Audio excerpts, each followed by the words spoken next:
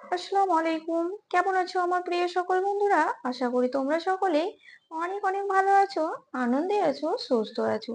আলহামদুলিল্লাহ আমিও অনেক ভালো আছি। আমার সকল বন্ধুদের জন্য রইলো অসংখ্য ধন্যবাদ, অনেক অনেক ভালোবাসা ও শুভকামনা। আজকে আমি তোমাদের সঙ্গে শেয়ার করতে চলেছি দুর্দান্ত স্বাদের ডাঁটার নতুন একটি রেসিপি। অনেকেই কিন্তু তোমরা কম বেশি এই ডাঁটার রেসিপি বিভিন্ন ধরনের সবজি দিয়ে খেয়ে দেখেছো।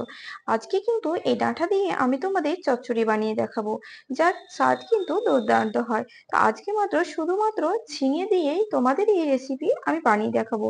তোমরা চাইলে কিন্তু এভাবে একদিন ঝিঙে ডাঁটার চচ্চড়ি বানিয়ে দেখতেই পারো, ভীষণই ভালো লাগবে। তো চলো, তার জন্য কিন্তু কেউ স্কিপ না করে এই চিকেন ডাঁটার চচ্চড়ি দেখতে থাকো।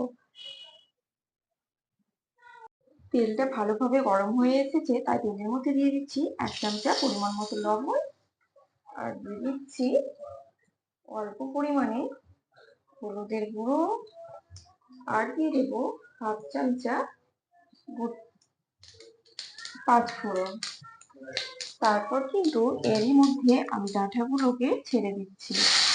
ডাঁটাগুলো তোমরা দেখে বুঝতেই পারছো যে ডাঁটাগুলো ঠিক আমি কিভাবে কেটেছি। ডাঁটা কিন্তু সবাই কাটতে পারো, তাই ডাঁটা কাটা আমি আর দেখালাম না। পাতা মাপ দিয়ে ডাঁটাগুলোকে সুন্দরভাবে ছোট ছোট করে কেটে নিয়েছি। এবারে এগুলোকে আমি একটুখানি ভালোভাবে ভেজে নেব। তো ডাঁটাগুলোকে কিন্তু দেখো তেলের উপরে 5 থেকে 10 মিনিট এভাবে কিন্তু নেড়ে চেড়ে ভেজে নিতে হবে।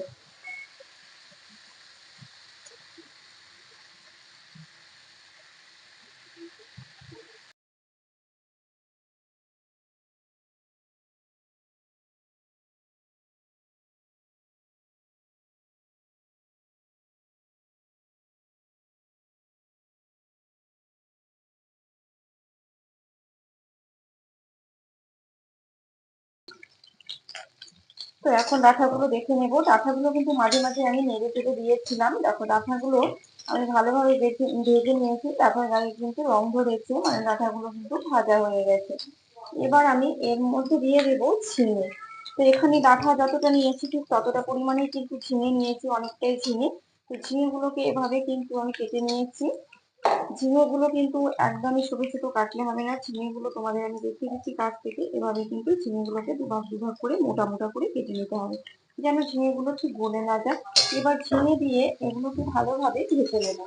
ঝিঙেটাকেও এখানে আমি আরো 5 মিনিট একসঙ্গে ভেজে নেব।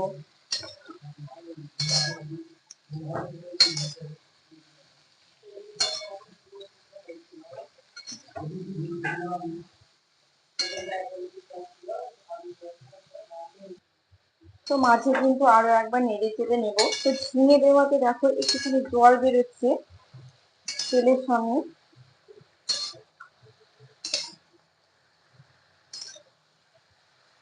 তো এটাকে আরো একটুখানি ভেজে নিব।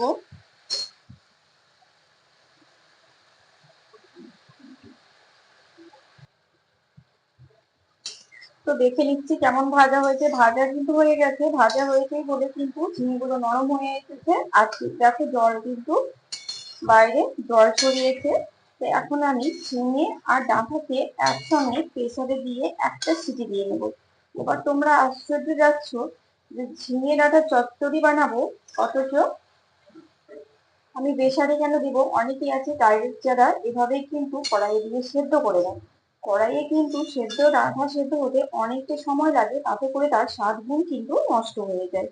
সে কারণে আমি প্রেসারে একটা মাত্র সিটি দিয়ে নেবো, তুলে দিয়ে হাই ফ্লেমে, তাতে করে খুব সুন্দর সিদ্ধ হবে তাড়াতাড়ি।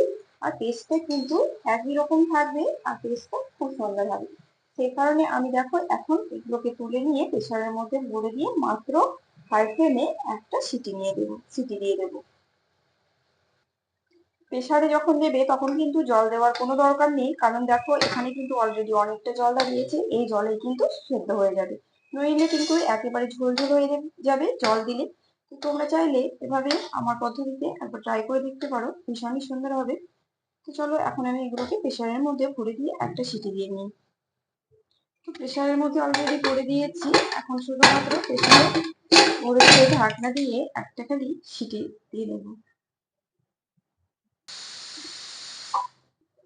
তো কড়াইয়ে কিন্তু পেঁয়াজ ভাজার জন্য অলরেডি আমি তেল দিয়ে দিচ্ছি একটা তেজপাতা আর দুটো শুকনো লঙ্কা। এটাকে একটুখানি ফোড়ন বানিয়ে নিব, কারণ এখানে তোমরা আগেই দেখলে আমি কিন্তু ভাজার সময় পাঁচফোড়ন দিয়েছিলাম, সে কারণে এখানে কিন্তু আর পাঁচফোড়ন দিলাম না।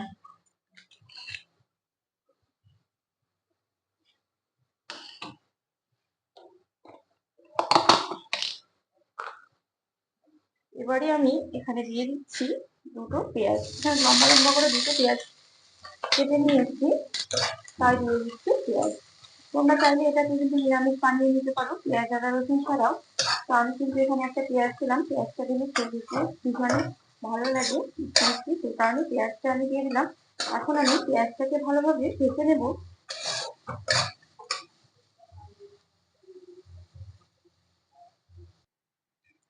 তো পেঁয়াজটা কিন্তু ভাজা ভাজা হয়েই গেছে। এবারে আমি এর মধ্যে দিয়ে দিব পরিমাণ মতো আদা রসুনের পেস্ট। এখানে আদা রসুনের পেস্ট দিয়ে দিলাম। তারপর কিন্তু আমি নেড়ে চেড়ে নিচ্ছি। তোমরা কিন্তু এটা আদা রসুন ছাড়াও বানিয়ে নিতে পারো। তো এখন আমি আদা রসুনটাকে ভালোভাবে কষিয়ে নেব, যেন আদা রসুনের গন্ধটা চলে যায় কাঁচা কাঁচা, সেভাবে কিন্তু আদা রসুনটাকে দেখো আমি কিন্তু কষিয়ে নিচ্ছি।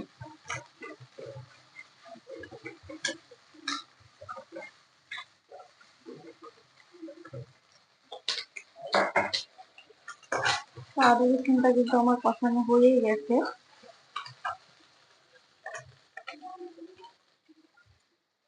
এবারে আমি এর মধ্যে দিয়ে দিচ্ছি সরষে আর পোস্ত পেস্ট। তো সরষে আর সরষের পরিমাণটা আমি এখানে বেশি দিয়েছি, আর পোস্তর পরিমাণটা কম। এখানে আমি 1 চামচা মতো পোস্ত দিয়েছিলাম। এটা পোস্ত দিলে ভীষণ সুন্দর একটা টেস্ট আছে, সুগন্ধ আছে, সেই কারণে। তো তোমরা চাইলে কিন্তু পোস্ত ছাড়াও শুধু সরষে দিয়ে বানিয়ে নিতে পারো। তো পোস্তর পরিমাণটা কম থাকায় সরষে আর পোস্তটাকে কিন্তু আমি একসঙ্গে পেস্ট করে নিয়েছি, যেন পেস্ট করতে সুবিধা হয়। অল্প পরিমাণে পোস্ত থাকলে পেস্ট করতে খুবই অসুবিধা হয় মিক্সিতে, সেই কারণে আমি সরষের সঙ্গে দিয়ে একই সঙ্গে পেস্ট করে নিয়েছি। এবার আমি সরষে আর পোস্তটাকে ভালোভাবে দেখো ভেজে নিচ্ছি।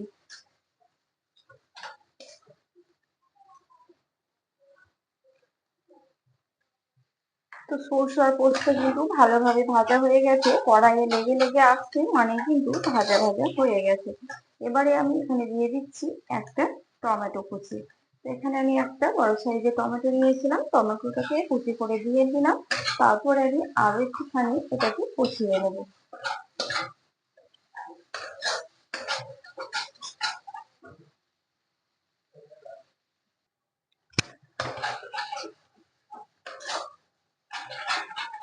তো দেখো সরষে আর পোস্ত দেওয়ার পর কিন্তু এবার ভাজাটা মশলাটা লেগে লেগে আসছে, আর তেলও ছড়িয়ে গেছে, মানে মশলাটা কিন্তু রেডি হয়ে গেছে। এখানে আমি একটুখানি লেগে যাচ্ছে বলে জল দিয়ে দিলাম, যেন কড়াইয়ের তলায় লেগে না যায়।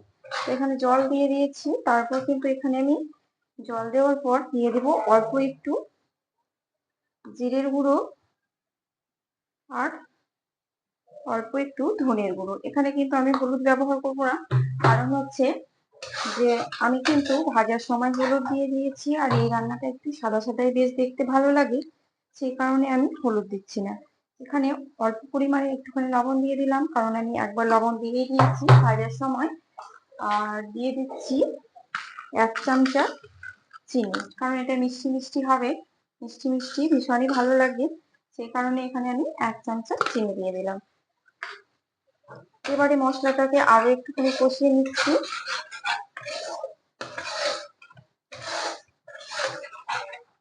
দেখো মশলাটা কিন্তু ভালোভাবে কষিয়ে নিলাম। এবারে আমি ঝিঙে আর ডাঁটাটাকে এর মধ্যে দিয়ে দিচ্ছি। ঝিঙে ডাঁটায় কিন্তু জল অলরেডি বেরিয়েছে, সে কারণে কিন্তু জল দেওয়ার কোনো দরকার নেই, আর কিন্তু সুন্দরভাবে সেদ্ধ হয়ে গেছে। এটা খুব ইজিলি, খুব তাড়াতাড়ি হয় ডাঁটার রেসিপি, আর খেতে কিন্তু ভীষণই সুস্বাদু হয়। তো দেখো আমি কিন্তু এখানে কোনো জল ব্যবহার করব না, আর এখানে কিন্তু আমি কোনো কাঁচা লঙ্কাও ব্যবহার করিনি বা পাকা গুঁড়ো লঙ্কাও ব্যবহার করিনি। তোমরা চাইলে কিন্তু এখানে গুঁড়ো লঙ্কা বা কাঁচা লঙ্কা ব্যবহার করতে পারো, যারা ঝাল খেতে পছন্দ করো। তো এখন কিন্তু দেখতেই পাচ্ছ যে জলটা কিন্তু গায়ে গায়ে হয়ে গেছে। তো এই জলটাকে কিন্তু আমাদেরকে শুকনো করে নিতে হবে, কারণ চচ্চড়ি মানে একটুখানি শুকনো শুকনো হবে। তো এটাকে তোমরা এভাবে বাইরে রান্না করে খেতে পারো, একটা আলু কুমড়ো একটুখানি দিয়ে। আর এটাকে কিন্তু আমি এখন শুকনো শুকনো করে নেব। তো শুকনো শুকনো করার জন্য আমি এখন কড়াইয়ের মধ্যে দিয়ে দিয়েছি আর মিডিয়াম ফ্লেমে দিয়ে দিচ্ছি। আর ডাঁটাগুলো দেখো পুরোপুরি কিন্তু সিদ্ধ হয়ে গেছে। তাই এটাকে কম আঁচে দেওয়ার কিন্তু আর কোনো প্রয়োজন নেই, এখানে এভাবেই কিন্তু হাই ফ্লেমে দিয়ে জলটাকে শুধু খালি শুকনো করে নিলে হবে। আলহামদুলিল্লাহ, তো আমার ঝিঙে আর ডাঁটার চচ্চড়ি কিন্তু একেবারে রেডি হয়ে গেছে। চলো আমি তোমাদের সার্ভ করে দেখিয়ে দিচ্ছি ঠিক কেমন হয়েছে। মাশাআল্লাহ, এত সুন্দর হয়েছে যে বলারই নেই। খেতে কিন্তু ভীষণই ভালো লাগে এ ধরনের রেসিপি। তোমরা চাইলে কিন্তু অবশ্যই একবার এভাবে ট্রাই করে দেখতে পারো শুকনো শুকনো ঝিঙে ডাঁটার চচ্চড়ি।